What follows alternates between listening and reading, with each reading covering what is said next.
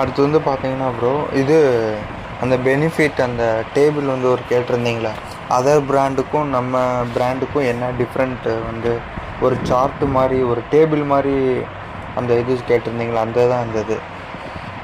அது எப்படின்னா ப்ராடக்ட் அதே இது பேஜு தான். நீங்கள் ப்ராடக்ட் பேஜை கிளிக் பண்ணி உள்ளே வந்தீங்கன்னா கொஞ்சம் லாஸ்ட் வந்து ஸ்க்ரோல் பண்ணிங்கன்னா அந்த ஆப்ஷன் இருக்கும்.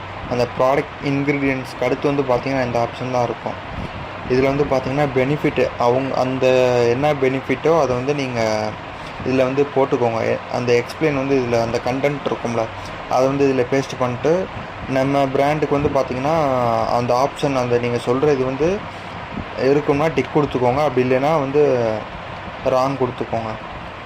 ஸோ அதர் பிராண்டுக்கும் அதே தான். எப்படி அந்த பிராண்டுக்கு வந்து அவங்கக்கிட்ட இல்லாதது வந்து நம்மக்கிட்ட இருக்கும்ல, அந்த ஒரு இது யூனிக்கான ஏதாச்சும் ஒரு பாயிண்ட்டு, அதை வந்து நீங்கள் இதில் கொடுத்துட்டு நீங்கள் நம்மகிட்ட இருக்குன்னு சொல்லிவிட்டு டிக் பண்ணிக்கோங்க. அந்த பிராண்டுகிட்ட வந்து இல்லைன்னு சொல்லிட்டு அதர்ஸ் பிராண்டுகிட்ட இல்லைன்னு சொல்லிட்டு அந்த ராங் அந்த சிம்பிள் வந்து கொடுத்துக்கோங்க. ஸோ இதே மாதிரி வந்து 5 ஆப்ஷன் பெனிஃபிட் இது இருக்குது. நீங்கள் இதை எத்தனை வேணாலும் கொடுத்துக்கலாம். கொடுத்துட்டு நீங்கள் அப்படியே ஸ்க்ரோல் பண்ணிங்கன்னா அப்டேட்டுன்னு ஒரு ஆப்ஷன் இருக்கும். அதை கொடுத்தீங்கன்னா உங்களுக்கு இந்த ப்ராடக்ட்டில் வந்து ஆட் ஆகிடும். ஸோ இதே தான் மெத்தடு. நீங்கள் பார்த்துட்டு என்னென்னு பண்ணிக்கோங்க ப்ரோ.